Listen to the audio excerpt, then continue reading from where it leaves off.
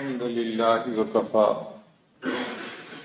وسلام على عباده الذين اصطفى أما بعد أعوذ بالله من الشيطان الرجيم بسم الله الرحمن الرحيم لقد كان لكم في رسول الله أسوة حسنة سبحان ربك رب العزة عما يصفون والسلام على المرسلين والحمد لله رب العالمين اللهم صل على سيدنا محمد وعلى آل سيدنا محمد وبارك وسلم۔ ہمارے آقا اور سردار حضرت محمد مصطفیٰ احمد مجتبیٰ صلی اللہ علیہ وسلم کو اللہ رب العزت نے انسانیت کے لیے ایک نمونہ بنا کر دیا۔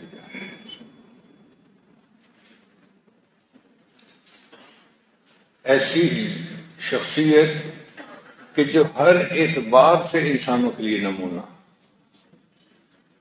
چنانچہ بحیثیت ایک باپ کے بھی نمونہ، بحیثیت ایک خامن کے بھی نمونہ، بحیثیت ایک دوست کے بھی نمونہ، اور امیر قوم کی حیثیت سے بھی ایک نمونہ۔ جس زاویے سے دیکھا جائے نبی علیہ السلام کی مبارک زندگی ایک کامل نمونہ نظر آتا ہے۔ اب کچھ لوگ لیڈر تو بڑے اچھے ہوتے ہیں، گھر میں بیوی سے نہیں بنتی، طلاق ہو جاتی ہے، تو وہ بیویوں کے لیے نمونہ نہیں بن پاتے، مگر نبی علیہ السلام کی مبارک شخصیت کو جس انداز سے دیکھا جائے ہر زاویے سے آپ نمونہ نظر آتے ہیں۔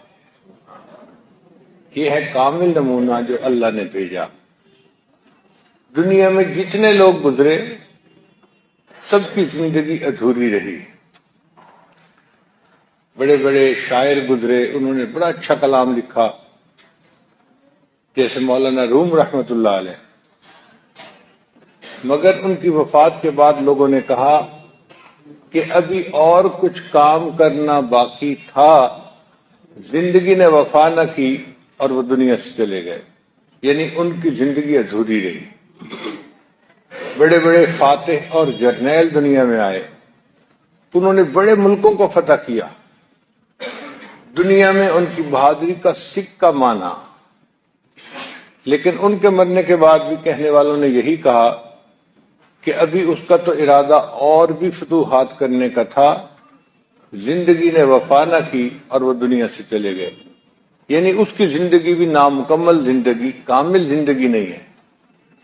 بڑے بڑے سائنسدان آئے، ان کے بارے میں بھی یہی کہا گیا۔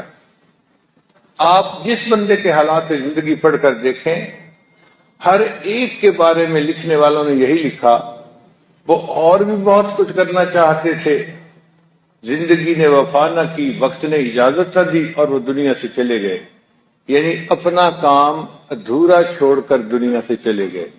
تو ہر انسان کی زندگی ادھوری زندگی نظر آتی ہے۔ تاریخ انسانیت میں ایک میرے آقا اور سردار صلی اللہ علیہ وسلم ہی کی زندگی ہے جو کامل اور پوری زندگی ہے۔ چنانچہ حجۃ الوداع کے موقع پر 1,24,000 صحابہ کی موجودگی میں نبی علیہ السلام نے صحابہ سے پوچھا، اے لوگو، میں جس مقصد کو لے کر دنیا میں آیا تھا کیا میں نے وہ مقصد پورا کر دیا؟ سب صحابہ نے یک زبان ہو کر کہا، اے اللہ کے حبیب صلی اللہ علیہ وسلم، آپ نے امت کو نصیحت کر دی، وَأَدَّيْتَ الْأَمَانَةَ، امانت آپ نے پہنچا دی۔ جب سب نے تصدیق کی کہ آپ نے امانت پہنچا دی تو نبی علیہ السلام نے آسمان کی طرف اشارہ کر کے فرمایا، اللہم اشہد، اے میرے اللہ گواہ رہنا، میں جو مقصد دنیا میں لے کر آیا تھا اس مقصد کو پورا کر کے جا رہا ہوں۔ ایسی کامل زندگی کوئی دوسری نظر نہیں آتی۔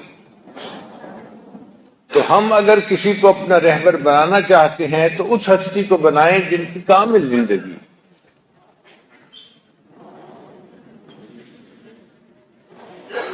میرا قائد ہے وہ زندگی پیغام تھا جس کا محمد نام تھا جس کا، محبت کام تھا جس کا، وہ رفتہ رفتہ جس نے قوم کو منزل عطا کر دی، کلی آغاز تھی جس کی، چمن انجام تھا جس کا۔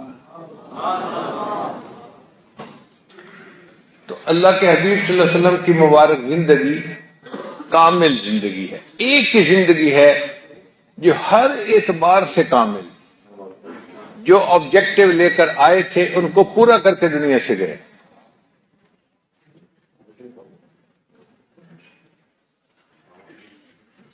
پھر دوسری بات، اللہ نے اپنے محبوب صلی اللہ علیہ وسلم کو اخلاق عظیمہ عطا فرمائے تھے۔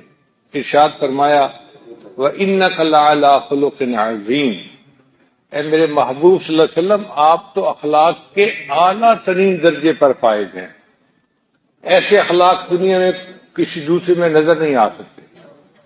نبی اسلام کا تحمل، آپ کی بردباری، آپ کا درگزر، آپ کا دوسروں کے ساتھ شفقت کا، رحمت کا معاملہ، دوسروں کے ساتھ ہمدردی، یہ ایسی صفات تھی کہ جو تاریخ انسانیت میں پہلے نہیں دیکھی گئی تھی۔ مشہور واقعہ ہے، ایک دیہاتی آیا، اس نے کلمہ پڑھا، اس کو ضرورت ہوئی پیشاب کی، تقاضے کی، تو مسجد نبوی کا جو صحن تھا اس میں کافی زمین خالی پڑی ہوئی تھی، وہ کمرے سے باہر نکلا اور اس صحن کے اندر، مسجد کے اندر بیٹھ کر اس نے یورینیٹ کر دیا۔ اب جب وہ پیشاب کر رہا تھا تو صحابہ نے دیکھا تو انہوں نے چاہا کہ اس کو ٹوکیں، نبی صاحب نے منع فرما دیا کہ اس حال میں اس کو ڈسٹرب نہ کرو۔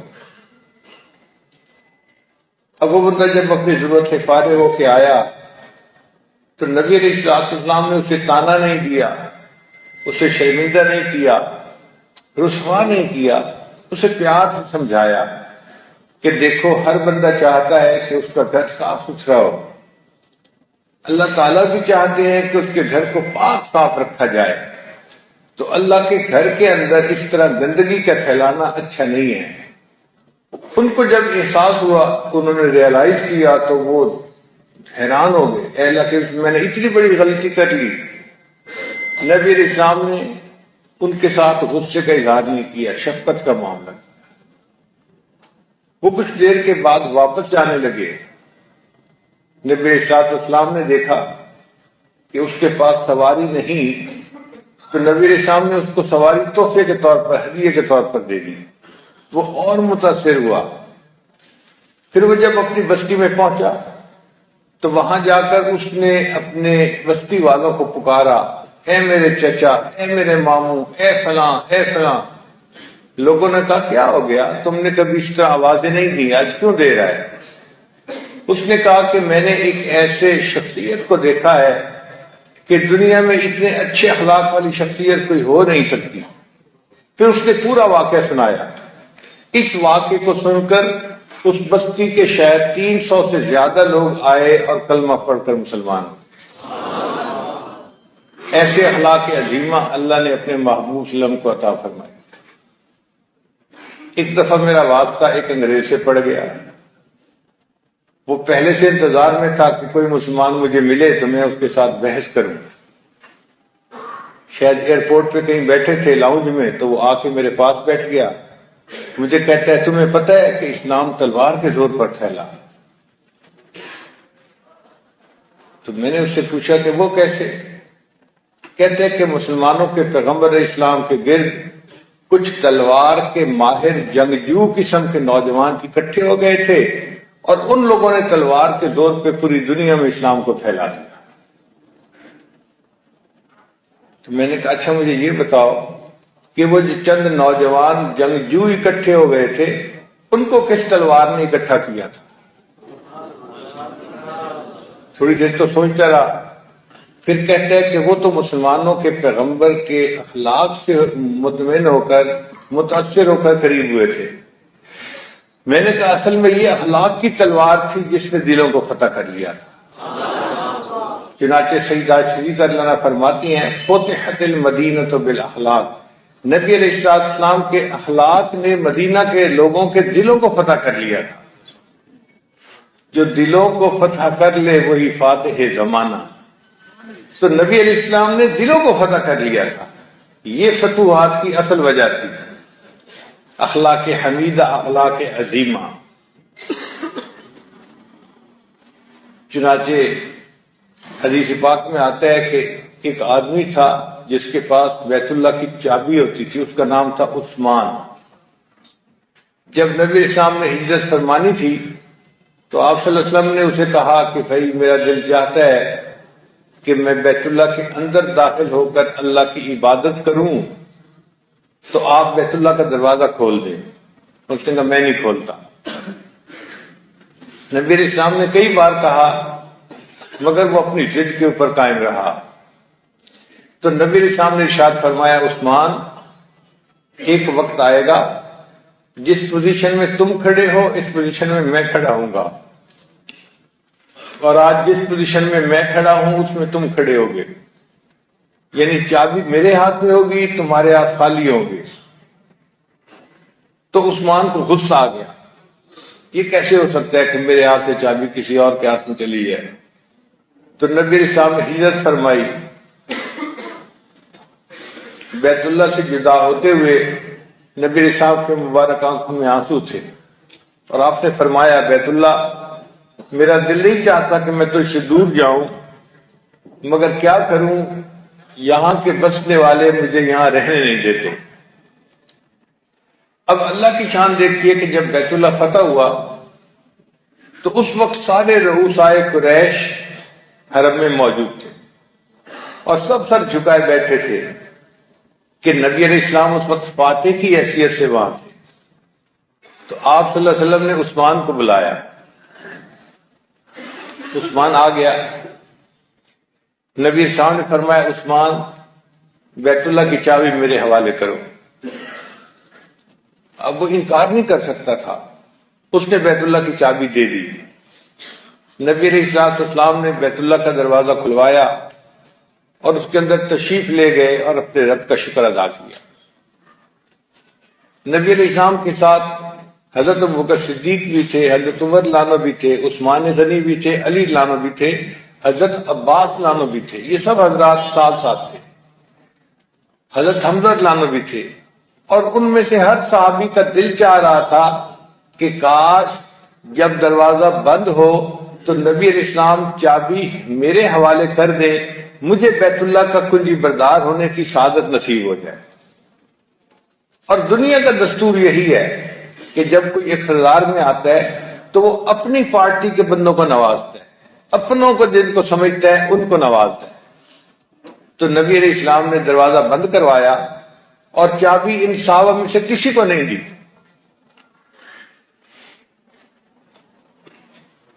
اللہ کے محبوب صلی اللہ علیہ وسلم نے اسی عثمان کو بلایا، عثمان اس وقت کو یاد کرو جب میں نے تمہیں کہا تھا کہ جس حال میں تم کھڑے ہو اس حال میں کھڑا ہوں گا، اور جس میں میں کھڑا ہوں اس حال میں تم کھڑے ہوگے۔ عثمان میرے اللہ نے وعدہ کو پورا کر دیا، آج چابی میرے ہاتھ میں ہے اور تم خالی ہاتھ میرے سامنے کھڑے ہو، مگر عثمان تم نے جو میرے ساتھ کیا میں تمہارے ساتھ نہیں کروں گا۔ نبی علیہ السلام نے پھر وہی چابی عثمان کے حوالے کی اور ساتھ ہی فرمایا کہ یہ قیامت تک تمہاری نسلوں میں ہی جاری رہے گی۔ اللہ نے میرے آقا صلی اللہ علیہ وسلم کو ایسے اخلاق عطا فرمائے، یہ اخلاق عظیمہ تھے جس کا درس آپ نے انسانیت کو دیا اور دنیا میں ایک نمونہ قائم کر دیا۔ اس لیے جو بندہ آپ صلی اللہ علیہ وسلم کے حالات زندگی کو زیادہ پڑھتا ہے وہ اتنا آپ سے محبت کرنے والا بن جاتا ہے۔ یہ عجیب بات ہے، عام بندوں کا تو یہ معاملہ کہ جو جتنا زیادہ جانتا ہے اتنا متنفر ہو جاتا ہے۔ اسی لیے بیٹی معتقد نہیں ہوتی، بیوی معتقد نہیں ہوتی، بیٹا معتقد نہیں ہوتا، ڈرائیور معتقد نہیں ہوتا، چونکہ یہ قریب کے رہنے والے لوگ ہیں، یہ قریب سے دیکھتے ہیں، ان کو عقیدت نہیں رہتی، وہ اصلیت کو جانتے ہیں۔ ہمارا حال یہ کہ جو جتنا زیادہ جانتا ہے اتنا متنفر ہوتا جاتا ہے، اور اللہ کے مسلم کی شان یہ کہ جو جتنا زیادہ قریب تھا وہ اتنا نبی علیہ السلام سے زیادہ محبت کرنے والا تھا۔ بیوی سب سے زیادہ انسان کے قریب ہوتی ہے، اللہ نے اس کو لباس کہا ہے، اور نبی علیہ السلام پر سب سے پہلے ایمان لانے والی سیدہ خدیجہ کبریٰ رضی اللہ تعالیٰ عنہ، پھر آپ کے غلام حضرت زید لانو تھے، پھر حضرت علی لانو جو کزن تھے، پھر آپ کے سب سے قریبی دوست حضرت ابوبکر صدیق لانو تھے۔ جو جتنا قریبی تھا وہ اتنا جلدی ایمان لے آیا۔ اس لیے انگریزی کا ایک فقرہ یاد رکھیے، the more you know him the more you love him۔ جتنا زیادہ آپ نبی علیہ السلام کو جانتے جائیں گے اتنا آپ نبی علیہ السلام سے زیادہ محبت کرتے چلے جائیں گے۔ یہ ڈنکے کی چوٹ بات کی جا رہی ہے، کوئی ڈر کے نہیں میں بات کر رہا ہوں، ڈنکے کی چوٹ کہہ رہا ہوں کہ نبی علیہ السلام کو اللہ نے ایسا کامل نمونہ بنا کر بھیجا کہ جو بندہ جتنا ان کے بارے میں جانتا ہے اتنا وہ ان کی محبت میں اور گرفتار ہو جاتا ہے۔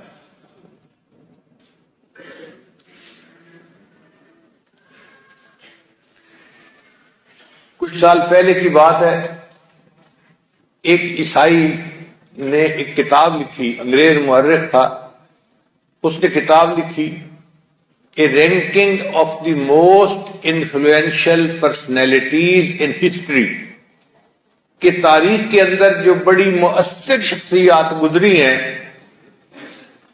ان کی اس نے درجہ بندی کی، اور 100 شخصیتوں کا اس نے ایک فہرست دی، ان کے حالات زندگی لکھے۔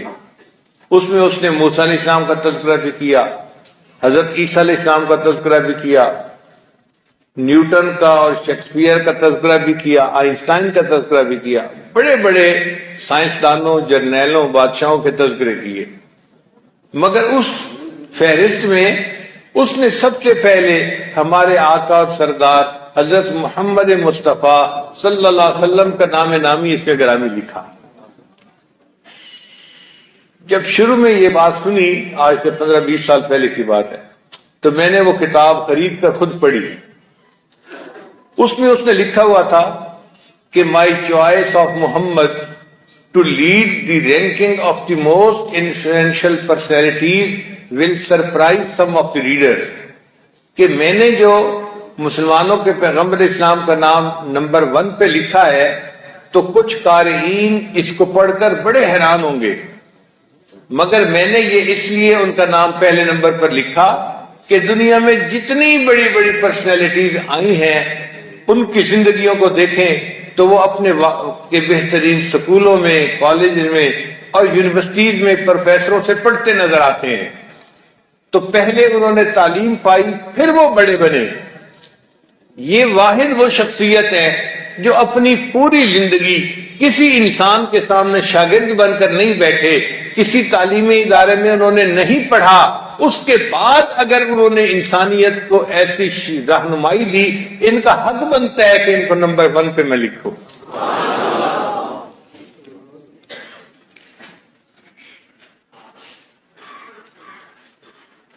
تو نبی علیہ الصلوۃ والسلام کی مبارک زندگی کو دیکھ کر کافر لوگ بھی اس بات پہ مجبور ہے کہ ان کو نمبر 1 پہ اپنی کتابوں میں لکھیں، اس لیے کہ نبی علیہ السلام انسانیت کے لیے کامل نمونہ تھے۔ امی و دقیقہ دان عالم، بے سایہ و صاحبان عالم، دیکھنے میں ان پڑھ تھے مگر کائنات کے سب سے بڑے دقیقہ دان تھے، نقطہ شناس تھے، اور بے سایہ تھے مگر پوری کائنات کے لیے صاحبان کی حیثیت رکھتے تھے۔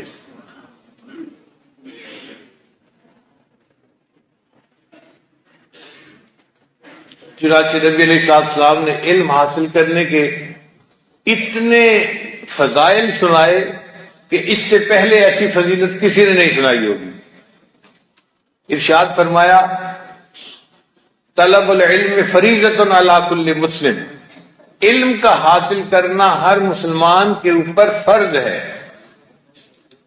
ایک ان پڑھ معاشرے میں علم کی اتنی اہمیت کا بیان کرنا یہ کوئی عام بات نہیں ہے۔ یہ نبی علیہ السلام کی شان تھی، وہ علم کی اہمیت کو جانتے تھے، سمجھتے تھے، اس لیے فرمایا۔ کوئی 20 سال پہلے کی بات ہے،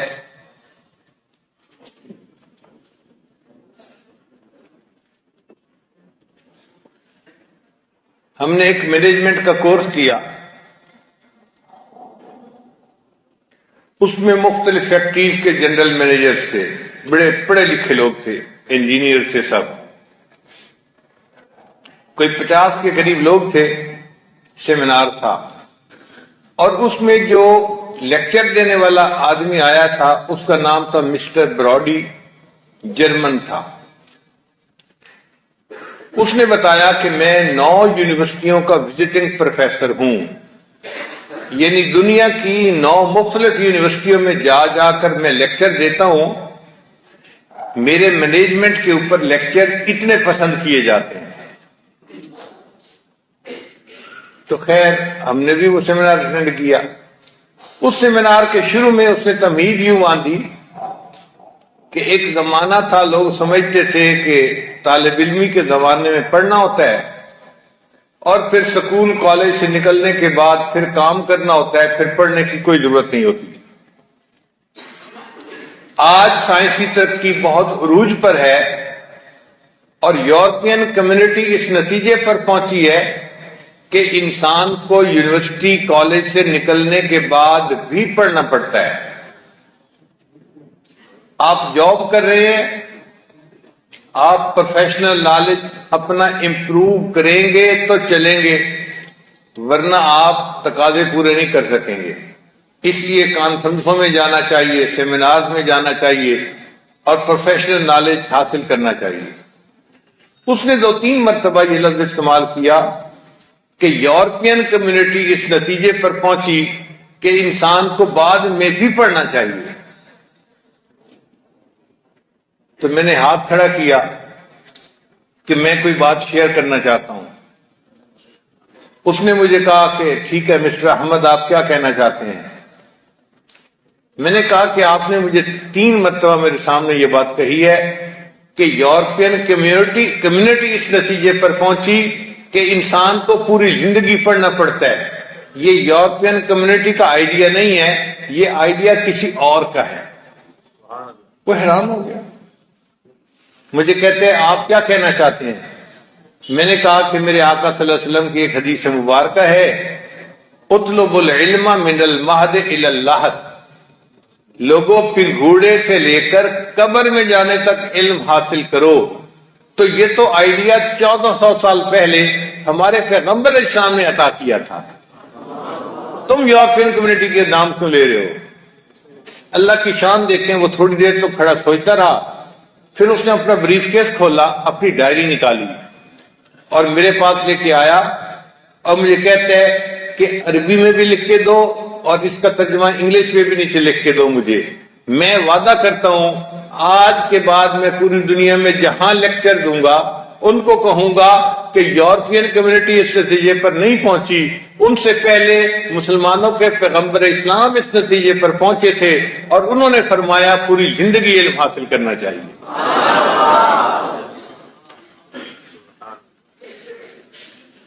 تو اللہ نے اپنے حبیب صلی اللہ علیہ وسلم کو ایک کامل نمونہ بنا کر بھیجا، ہر اعتبار سے، جس زاویے سے دیکھیں گے، جس اینگل سے دیکھیں گے، آپ کو نبی علیہ السلام ایک کامل نمونہ نظر آئیں گے۔ اور پھر آپ کے اخلاق حمیدہ تو ایسے ہیں کہ انسان حیران ہی رہ جاتا ہے۔ اس لیے اللہ رب العزت نے اپنے محبوب صلی اللہ علیہ وسلم کی شان کو خود بلند فرمایا، ارشاد فرمایا وَرَفَعْنَا لَكَ ذِكْرَكَ، اے میرے محبوب صلی اللہ علیہ وسلم ہم نے آپ کے ذکر کو بلند کیا۔ اب سوچنے کی بات ہے کہ جس کے ذکر کو اللہ بلند کرے ان کا ذکر دنیا میں کتنا بلند ہوگا۔ اسی لیے تو نبی علیہ السلام سے اپنے بھی محبت کرتے ہیں مسلمان بھی اور کافر بھی، عیسائی، یہودی، بلکہ ہندو، سکھ، انہوں نے بھی نعتیں لکھی ہیں نبی اسلام کی شان میں، کتابیں لکھی گئی ہیں نبی اسلام کی شان میں جو کافروں نے لکھی ہیں۔ اللہ نے ایسا ذکر بلند کیا کہ پوری دنیا ان کی عظمت کا اعتراف کرتی ہے۔ آج چونکہ ذرا سائنسی زمانے ہے، نوجوان سائنسی بات کو جلدی سمجھتے ہیں، تو میں اسی بات کو ذرا اس انداز سے سمجھاتا ہوں کہ دیکھیے، اذان جب بلند ہوتی ہے تو نبی علیہ السلام کا ذکر بلند ہو رہا ہوتا ہے، اشہد ان محمد رسول اللہ، مؤذن کہتے ہیں نا، تو نبی علیہ السلام کے ذکر کو بلند کرتے ہیں نا۔ اب ذرا سنیے کہ پوری دنیا میں جو ملک مشرق میں ہے نا، اس کا نام ہے فجی، اس کو مشرق دنیا کہتے ہیں، سب سے پہلے سورج وہاں طلوع ہوتا ہے، تو پوری دنیا میں سب سے پہلے فجر کا وقت فجی میں ہوتا ہے۔ اب جب وقت ہو گیا تو ایک ملک میں اذان دیتے دیتے آدھا گھنٹہ لگ جاتا ہے، اس مسجد میں اذان، پھر اس میں اذان، پھر اس میں اذان، پھر اس میں اذان، تو پورے ملک میں آدھے گھنٹہ تقریباً اذانیں ہوتی رہتی ہیں فجر کی۔ تو فجی میں جب فجر کی اذانیں ہو رہی ہوتی ہیں، پھر اس کے بعد اس کے آگے آسٹریلیا آ جاتا ہے، پھر آسٹریلیا میں اذانیں شروع ہو جاتی ہیں، پھر آسٹریلیا بڑا ملک ہے، اس کے بعد سمندر آ جاتا ہے، پھر سمندری جزیروں کے اندر مسلمان بستے ہیں، وہاں اذانیں شروع ہو جاتی ہیں۔ جب وہاں اذانیں ختم ہوتی ہیں تو ان کے آگے برونائی ایک ملک ہے، اس میں بھی مسلمان بستے ہیں، پھر وہاں پر اذانیں شروع ہو جاتی ہیں۔ پھر جب برونائی سے آگے ٹائم بڑھتا ہے تو ملیشیا میں اذانیں شروع ہو جاتی ہیں، پھر ملیشیا میں اذانیں ختم ہوتی ہیں تو انڈونیشیا میں اذانیں شروع ہو جاتی ہیں، پھر انڈونیشیا میں اذانیں ختم ہوتی ہیں تو سنگاپور میں اذانیں شروع ہو جاتی ہیں، پھر جب سنگاپور کے مسلمان اذانیں مکمل کرتے ہیں اس کے بعد برما میں اذانیں شروع ہو جاتی ہیں، پھر برما میں اذانیں ختم ہوتی ہیں تو بنگلہ دیش میں اذانیں، پھر بنگلہ دیش کے بعد ہندوستان کے اندر اذانیں شروع ہو جاتی ہیں۔ ہندوستان اور پاکستان کے وقت میں بھی آدھے گھنٹے کا فرق ہے، وہاں فجر کی اذان آدھا گھنٹہ پہلے ہو جاتی ہے، ہمارے ہاں بعد میں ہوتی ہے۔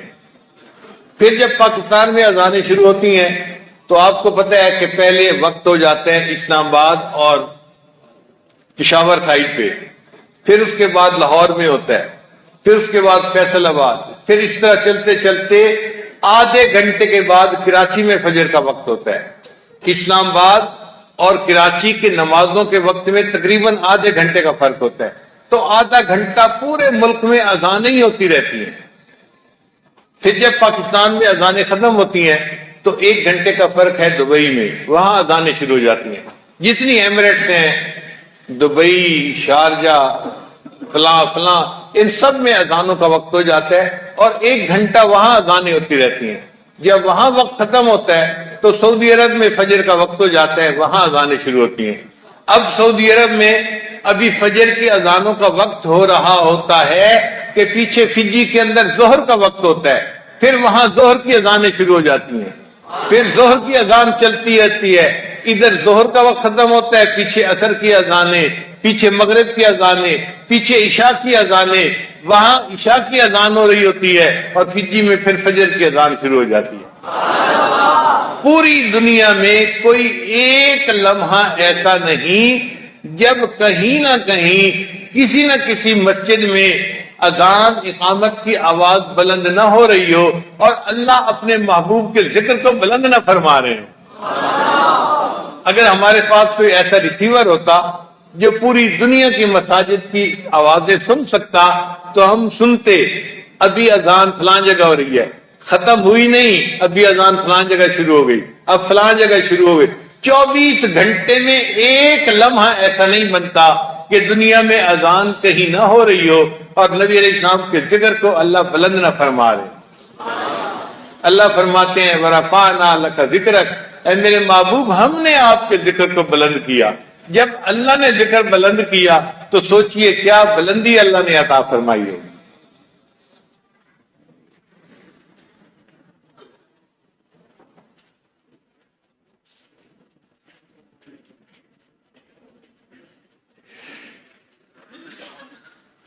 دنیا میں دیکھا ہے کہ ہر بندے کی ابتدا عروج کے اوپر ہوتی ہے، مگر عروج کے بعد پھر زوال آ جاتا ہے۔ سورج کو دیکھیے، صبح طلوع ہوتا ہے، پھر اس کی گرمی جو ہے نا وہ زور پکڑ جاتی ہے، دوپہر کے وقت عروج ہوتا ہے اس کا، پھر اس کے بعد زوال کا وقت شروع ہو جاتا ہے، اور زوال کے بعد ایک وقت آتا ہے کہ سورج غروبی ہو جاتا ہے۔ تو دنیا میں ہر عروج کے بعد آپ نے زوال دیکھا ہوگا، مگر میرے آقا صلی اللہ علیہ وسلم کے بارے میں اللہ فرماتے ہیں، اے میرے محبوب صلی اللہ علیہ وسلم، وَلَلْآخِرَةُ خَيْرٌ لَكَ مِنَ الْأُولَىٰ، آپ کا آنے والا وقت آپ کے گزرے ہوئے وقت سے زیادہ اعلیٰ ہوگا۔ چنانچہ میرے آقا کے بچپن سے آپ کا لڑکپن اعلیٰ، آپ کے لڑکپن سے آپ کی جوانی اعلیٰ، اور آپ کی جوانی سے آپ کا بڑھاپا اعلیٰ، اور آپ کے دنیا میں رہنے سے قبر میں تشریف لے جانا اعلیٰ، اور قبر میں رہنے سے قیامت کے دن اللہ کے سامنے پیش ہونا اس سے بھی اعلیٰ۔ تو محبوب کو اللہ نے زوال نہیں دیا، ہمیشہ عروج ہی عروج عطا فرمایا۔ اس لیے سیدہ عائشہ اللہ عنہا فرماتی تھی، لنا شمسم وللآفاق شمس، ایک ہمارا بھی سورج ہے اور ایک آسمان، ایک تیرا بھی سورج ہے، مگر تیرا سورج صبح طلوع ہوتا ہے اور شام کو غروب ہو جاتا ہے، اور میرا سورج ایسا ہے جو عشاء کے بعد طلوع ہوتا ہے کہ آپ عشاء کے بعد گھر آیا کرتے تھے، میرا سورج عشاء کے بعد طلوع ہوتا ہے، اور میرے سورج کی زندگی میں اللہ نے زوال نہیں لکھا، صرف عروج ہی اللہ نے لکھا ہے۔ تو محبوب صلی اللہ علیہ وسلم اللہ نے ایسی زندگی عطا فرمائی کہ آپ کا آنے والا وقت آپ کے گزرے وقت سے زیادہ اعلیٰ تھا۔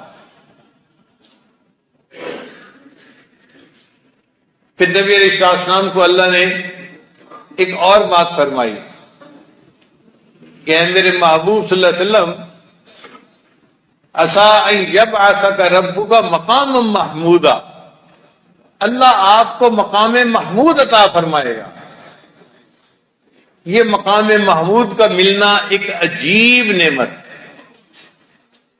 نبی اسلام ارشاد فرماتے ہیں، قیامت کا دن ہوگا اور لوگ بہت زیادہ دہشت کی حالت میں ہوں گے، پسینے میں شرابور، گرمی ہوگی، سایہ عرش کے سوا اور کہیں نہیں ہوگا، اور جہنم کے اندر ابال آئے گا اور انگارے آسمان کی طرف اچھلیں گے، اور جب آسمان کی طرف جائیں گے اور نیچے گریں گے تو انبیاء میں سے کوئی نبی ایسا نہیں ہوگا جو خوف زدہ نہ ہو کہ کہیں یہ انگارے میرے اوپر آ کر نہ گر جائیں۔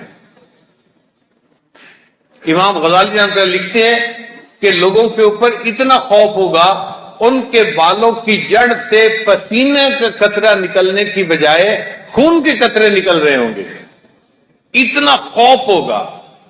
اس خوف کی حالت میں سب انبیاء نبی علیہ السلام کے پاس آئیں گے اور کہیں گے کہ آپ اللہ کے محبوب ہیں، آپ اللہ سے سفارش کیجئے کہ اللہ تعالیٰ اپنی مخلوق کا حساب لے لے اور اس پریشانی سے اور اس تنگی سے ہمیں نجات ہو جائے، ہم سے یہ گرمی برداشت نہیں ہو رہی۔ تو نبی علیہ السلام کو اللہ مقام محمود عطا فرمائے گا۔ اللہ کے محبوب صلی اللہ علیہ وسلم وہاں جائیں گے، ارشاد فرماتے ہیں میں وہاں جا کر سجدہ کروں گا، اور میں سجدے میں اللہ کے سامنے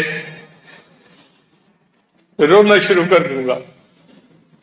جب میں سجدے میں اللہ کی ایسی حمد بیان کروں گا، نہ اس سے پہلے کسی نے ایسی حمد بیان کی، نہ اس کے بعد کوئی ایسی حمد بیان کر سکے گا، ایسی اللہ کی تعریفیں کروں گا اور رونا شروع کر دوں گا۔ اللہ فرمائیں گے اے میرے محبوب، ارفع رأسک، اپنا سر اٹھائیے، سل توتا، آپ جو مانگیں گے میں آپ کو عطا کروں گا۔ تو نبی علیہ السلام فرماتے ہیں پھر میں اپنا سر اٹھاؤں گا اور میں عرض کروں گا اے اللہ، آپ کے بندے اس وقت بہت مشکل حالات میں ہیں، آپ ان کا حساب لیجئے تاکہ یہ اس گرمی سے نجات پائیں اور ان کو آپ جنت کی جگہ عطا فرمائیں۔ اللہ فرمائیں گے اچھا میرے محبوب، حساب کے لیے کسی کو پیش کیجئے۔ علماء نے کتابوں میں لکھا ہے کہ نبی علیہ السلام حضرت ابوبکر صدیق لانوں کو کہیں گے ابو بکر آگے بڑھو اور اپنی زندگی کا حساب پیش کرو۔ ابو بکر صدیق لانو پہلے عرض کریں گے اے اللہ کے حبیب صلی اللہ علیہ وسلم میں تو مسلمان بڑی عمر میں جا کر ہوا، بہتر یہ ہوتا کہ آپ کسی ایسے بندے کو پیش کرتے جو بچپن سے مسلمان ہوا اور پوری زندگی اس نے اسلام میں گزاری۔ نبی اسلام پھر فرمائیں گے نہیں ابو بکر تم ہی آگے بڑھو۔ جب نبی اسلام حکم فرمائیں گے تو ابو بکر صدیق لانو آگے بڑھیں گے اور ان پر بھی اللہ تعالیٰ کا خوف طاری ہوگا، اللہ کے جلال کی کیفیت ہوگی، اور وہ بھی نبی اسلام کی اتباع میں سجدے میں جا گریں گے اور رونا شروع کر دیں گے۔ جب صدیق اکبر لانو رو رہے ہوں گے تو اللہ فرمائیں گے ابو بکر تو میرے محبوب کا یار غار ہے، اور تو نے تو میرے محبوب پر اتنے احسانات کیے کہ میرے محبوب نے فرمایا میں نے دنیا میں سب کے احسانات کے بدلے دے دیے، ابو بکر تیرے احسان کا بدلہ قیامت کے دن اللہ دے گا۔ تو ایسی زندگی گزار کے آیا ہے، چل میں نے تیرے سب گناہوں کو معاف کیا اور بلا حساب تجھے جنت عطا فرما دی۔ جب صدیق اکبر لانو اس حساب سے نکل کر جنت کی طرف شیشے جائیں گے تو نبی اسلام عمر لانو کو یہی حکم دیں گے۔ عمر لانو بھی ابتدا میں یہی الفاظ کہیں گے اے اللہ کے حبیب صلی اللہ علیہ وسلم میں تو عمر کے بڑے حصے میں جا کر مسلمان ہوا، آپ کسی ایسے بندے کو پیش کریں جو بچپن سے مسلمان ہو اور پوری زندگی اس نے اسلام میں گزاری ہو۔ مگر نبی علیہ السلام فرمائیں گے نہیں عمر تم اپنا حساب پیش کرو، تو حضرت عمر لانو بھی آگے بڑھیں گے اور وہ بھی رونا شروع کر دیں گے۔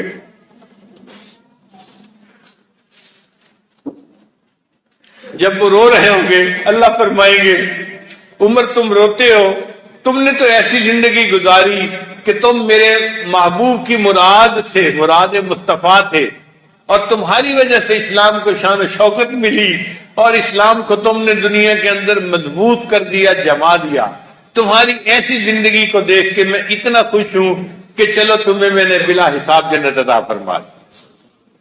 پھر نبی علیہ السلام حضرت عثمان غنی لانو کو حکم فرمائیں گے، حضرت عثمان غنی لانو رونا شروع کر دیں گے کہ میں کیسے حساب اللہ کے سامنے پیش کروں۔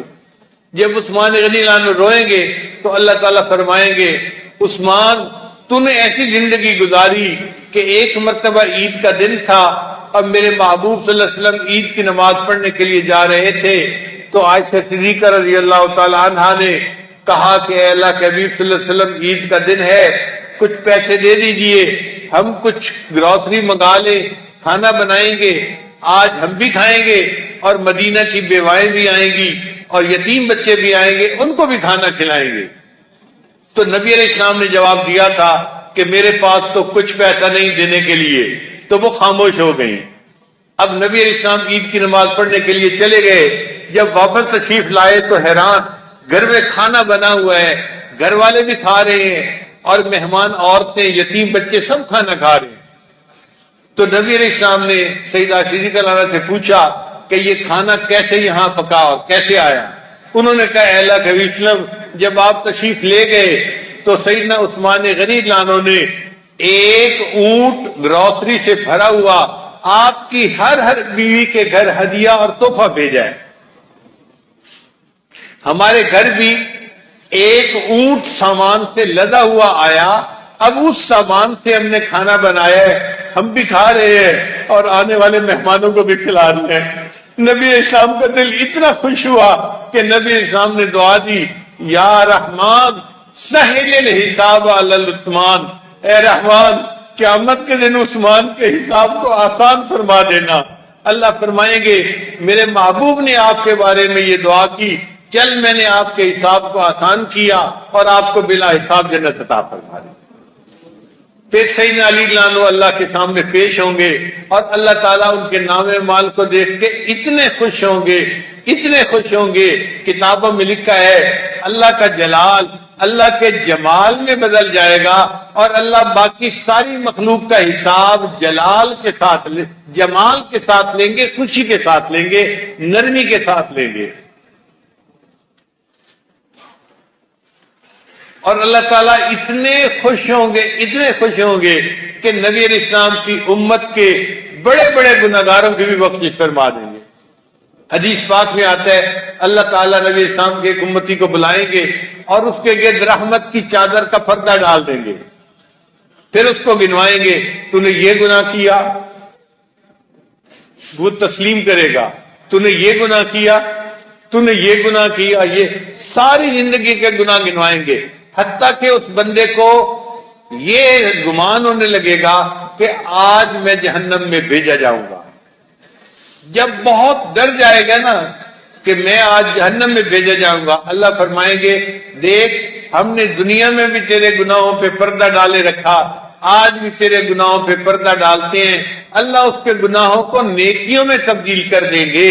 اس کے بعد جب رحمت کی چادر اللہ ہٹائیں گے تو مخلوق دیکھے گی اس بندے کے نام اعمال میں کوئی گناہ ہی درج نہیں ہوگا، تو لوگ سمجھیں گے شاید انبیاء میں سے کوئی بڑا نبی ہوں گے یا اولیاء میں سے کوئی بڑے ولی ہوں گے کہ جس کی زندگی میں کوئی گناہ ہی نہیں، حالانکہ وہ ایک گناہگار امتی ہوگا، اللہ کی رحمت سے اس کی بخشش ہو چکی ہوگی۔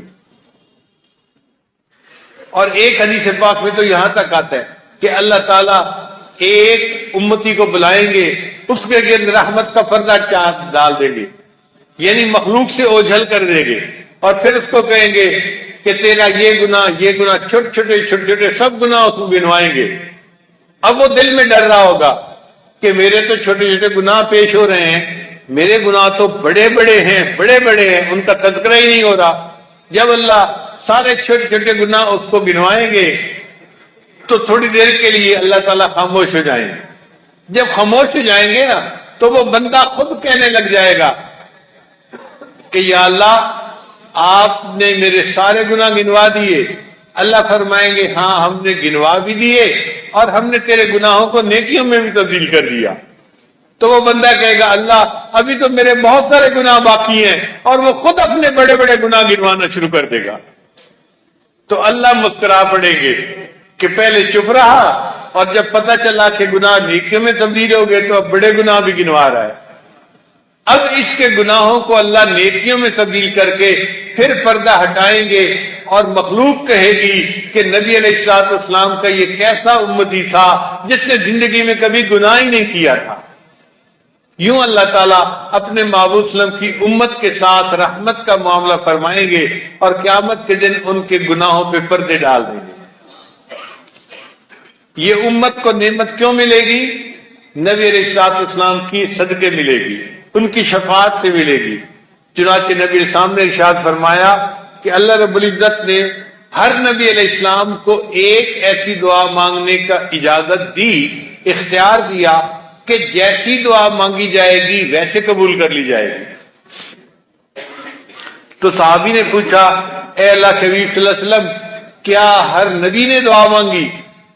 تو نبی شان فرمایا ہاں ہر نبی نے دعا مانگی۔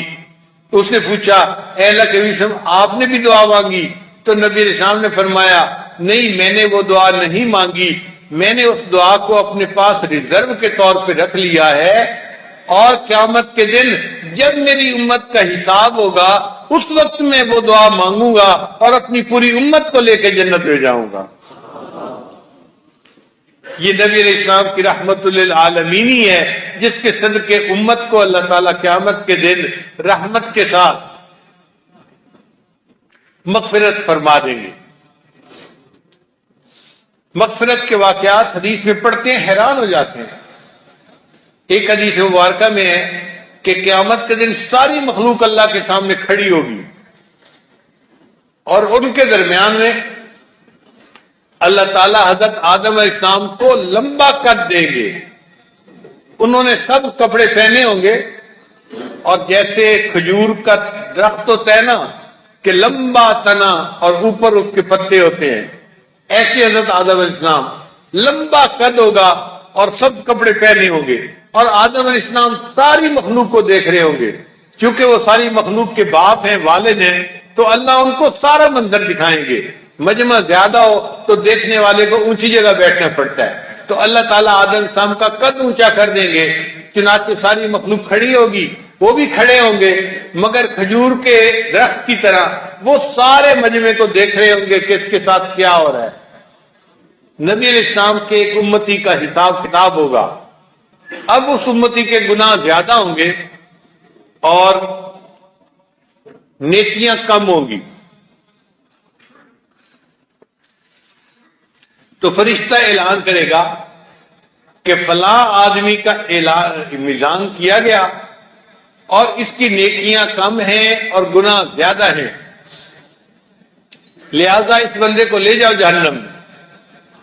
تو فرشتے آئیں گے جو جہنم میں لے جانے والے ہیں اور اس بندے کو پکڑ کے گھسیٹ کے جہنم کی طرف لے کے جائیں گے. اب جب گھسیٹ کر لے جا رہے ہوں گے نا تو آدم علیہ السلام کہیں گے یا احمد یا احمد. نبی علیہ السلام کا نام قیامت کے دن احمد ہوگا. نبی علیہ السلام کو پکاریں گے. نبی علیہ السلام جہاں بھی ہوں گے آپ فرمائیں گے لبیک یا ابو البشر، اے بشر کے والد لبیک میں حاضر ہوں. تو حضرت آدم علیہ السلام ان کو بتائیں گے کہ دیکھو آپ کے ایک امتی کو فرشتے جہنم کی طرف کھینچ کے لے جا رہے ہیں. نبی علیہ السلام جب یہ بات سنیں گے تو آپ صلی اللہ علیہ وسلم کھڑے ہو جائیں گے. حدیث کے الفاظ تو یہ ہیں کہ آپ اپنی تہبند کو کس کے باندھ لیں گے. عربوں میں جب کسی بڑے کام کا ارادہ بندے نے کرنا ہوتا تھا نا تو وہ اپنی چادر کس کے باندھتے تھے کہ مجھے جاتے ہوئے کوئی رکاوٹ پیش نہ آئے. تو نبی علیہ السلام اپنی چادر کو کس کر باندھیں گے اور ان فرشتوں کے پیچھے تیزی کے ساتھ چلیں گے. وہ فرشتے اس بندے کو کھینچ کے لے جا رہے ہیں، کھینچ کے لے جا رہے ہیں. تو نبی علیہ السلام ان فرشتوں کو کہیں گے اے فرشتوں رک جاؤ رک جاؤ رک جاؤ. وہ فرشتے نہیں سنیں گے، کہیں گے نحن غلاظ شداد، ہم تو غلاظ اور شداد ہیں، سخت گیر ہیں، ہم نہیں کسی کی بات سنتے، ہم وہ کرتے ہیں جو ہمیں اللہ نے حکم دیا. جب فرشتے رکنے سے باز نہیں آئیں گے اور اس کو لے کے جا رہے ہوں گے تو حدیث پاک میں آتا ہے اللہ کے حبیب صلی اللہ علیہ وسلم عرش کی طرف دیکھیں گے اور اپنی مبارک داڑھی کو پکڑ کر عرش کی طرف دیکھ کر عرض کریں گے اللہ کیا آپ نے میرے ساتھ وعدہ نہیں کیا تھا کہ میں تمہیں اور تمہارے ساتھ ایمان والوں کو قیامت کے دن رسوا نہیں کروں گا. یوم لا یخزی اللہ النبی والذین آمنوا معہ. اللہ آپ نے میرے ساتھ تو یہ وعدہ فرمایا تھا. جب نبی علیہ السلام یہ فرمائیں گے تو عرش کے اوپر سے آواز آئے گی اے فرشتوں رک جاؤ اطیعوا محمدا، اور محمد صلی اللہ علیہ وسلم جو کہہ رہے ہیں ان کے حکم کو مانو. چنانچہ فرشتے رک جائیں گے اور اس بندے کو جہنم نہیں لے جائیں گے، اس کو پھر واپس وہ میزان پر لے آئیں گے اور اس کی دوبارہ اعمال کی جو ہے وہ حساب شروع ہوگا. مگر پھر گناہ زیادہ ہوں گے اور نیکیاں کم ہوں گی. اب جب نیکیاں کم ہوں گی تو نبی علیہ الصلوۃ والسلام اپنے پاس سے ایک کاغذ کا چھوٹا سا پرچہ نکالیں گے اور وہ پرچہ اس کے نیکیوں کے نام اعمال میں ڈال دیں گے. وہ اتنا بھاری ہوگا کہ نیکیوں کا پلڑا جھک جائے گا. چنانچہ فرشتہ اعلان کرے گا سعید فلان ابن فلان، فلاں فلاں کا بیٹا وہ سعید بن گیا، نیکیاں زیادہ ہو گئی، اب اس بندے کو جنت میں لے کے جاؤ. جب اس بندے کو جنت میں جانے کا اعلان ہوگا تو وہ بندہ بڑا حیران ہوگا. حدیث پاک میں آتا ہے وہ نبی علیہ السلام کی طرف دیکھے گا اور کہے گا کہ اے بندے تیرا چہرہ کتنا خوبصورت ہے اور تو کتنا رحیم و کریم ہے کہ تیری وجہ سے اللہ نے مجھے جہنم کی آگ سے بچا دیا اور میرے لیے جنت جانے کا فیصلہ فرما دیا. من انت، آپ ہیں کون؟ تو نبی علیہ السلام فرمائیں گے انا نبیوں کا محمد، میں تیرا نبی محمد صلی اللہ علیہ وسلم ہوں. وہ کہے گا کہ آپ نے میرے نیکیوں کے نام اعمال میں کیا ڈالا؟ تو نبی علیہ السلام فرمائیں گے یہ وہ درود شریف تھا جو تو پڑھا کرتا تھا، آج یہ درود شریف اس وقت تیرے کام آیا جب تو اس کا محتاج تھا. تو نبی علیہ السلام امت کی شفاعت کریں گے اور امت کے لیے جنت میں جانا آسان فرما دیں. حدیث مبارکہ میں آتا ہے کہ ابو بکر صدیق رضی اللہ عنہ بیٹھے تھے اور ساتھ عمر رضی اللہ عنہ بھی تھے. نبی علیہ السلام اللہ سے دعا مانگ رہے تھے کہ اے اللہ اپنے بندوں پر رحمت فرمانا، قیامت کے دن رحمت فرمانا، رحمت کی درخواست فرما رہے تھے. تو اللہ تعالیٰ نے نبی علیہ السلام کو بشارت دی کہ اے میرے محبوب صلی اللہ علیہ وسلم میں رحمت کا معاملہ بھی کروں گا اور ایک لپ بھر کر جہنمیوں کی جہنم سے نکال کے جنت میں ڈال دوں گا جن کا کوئی عمل نہیں ہوگا، اپنی رحمت کا اظہار ہوگا میرا۔ تو نبی علیہ السلام بہت خوش ہو گئے کہ اللہ تعالیٰ نے ایک لپ بھر کر جہنم سے نکالنے کا وعدہ فرما دیا۔ اب آپ بتائیے، یہ دو ہاتھ جو ایسے کیے جاتے ہیں نا، اس کو لپ کہتے ہیں۔ اب اگر چاول کے دانے پڑے ہوں تو میرے جیسا ایک چھوٹا سا بندہ لپ بھرے تو وہ سینکڑوں میں نہیں، وہ ہزاروں میں گنتی پہنچ جائے گی۔ اگر ایک بندے کی لپ ایسی ہے کہ اس میں گنتی ہزاروں میں پہنچ جاتی ہے، تو آپ سوچئے کہ اگر اللہ تعالیٰ لپ بھریں گے تو اللہ کتنے بڑے ہیں اور ان کی لپ کتنی بڑی ہوگی۔ خرب انسان بغیر کسی عمل کے اللہ کی رحمت سے اللہ ان کو جہنم سے نکالیں گے اور جنت عطا فرما دیں گے۔ اب جب اللہ نے یہ وعدہ فرما دیا تو نبی علیہ السلام بڑے خوش ہو گئے، مگر ابو بکر صدیق لانو نبی علیہ السلام سے پھر عرض کرنے لگے، اے اللہ کے نبی اسلام اور اللہ سے فریاد کیجئے، اللہ اور رحمت کا معاملہ فرمائے۔ جب ابو بکر صدیق لانو نے پھر یہ کہا تو عمر لانو بول پڑے، ابو بکر اللہ نے اپنی لپ بھر کر جہنم سے نکالنے کا وعدہ کیا، اللہ کتنے بڑے ہیں اور ان کی لپ کتنی بڑی ہوگی۔ تو ابو بکر صدیق نے جواب دیا، عمر اگر اور بندے اللہ کی رحمت سے جنت میں چلے جائے تو تمہارا کیا حرج ہے، تم نبی علیہ السلام کو دعا کرنے دو۔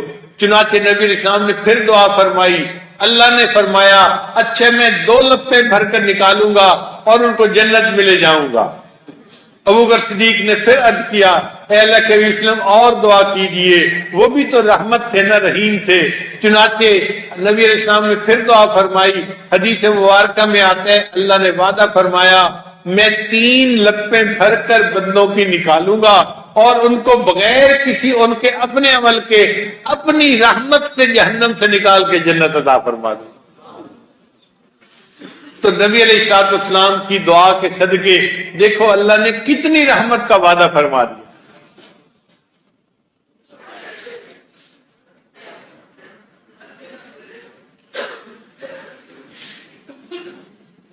پھر اللہ رب العزت نے قرآن مجید کی آیت اتاری،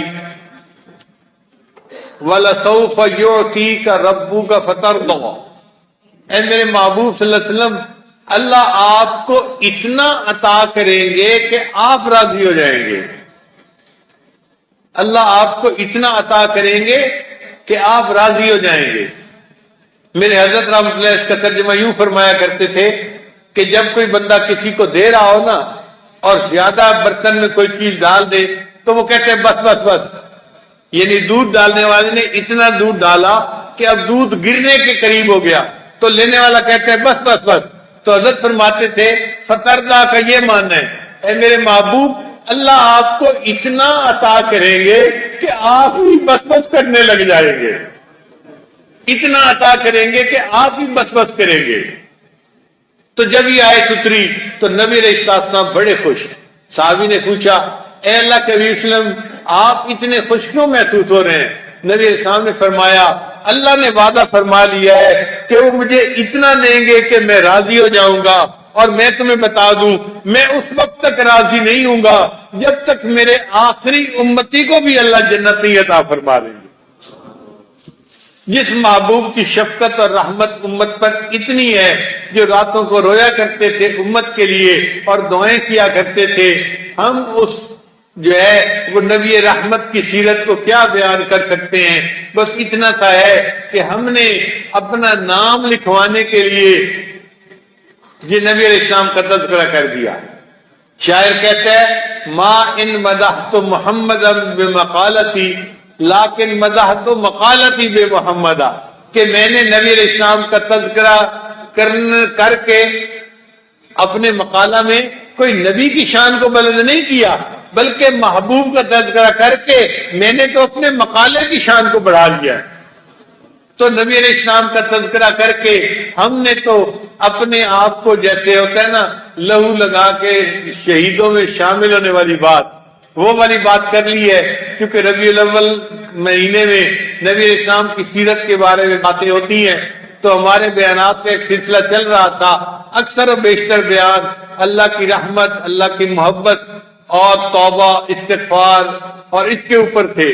تو آج دل میں خیال آیا کہ کیوں نہ ہم یہاں پر نبی رحمت کے بارے میں، ان کی سیرت مبارکہ میں بارے میں کچھ بات کر کے اپنا نام بھی نبی علیہ الصلوۃ والسلام سے محبت رکھنے والوں میں، کرنے والوں میں شامل کروا لیں۔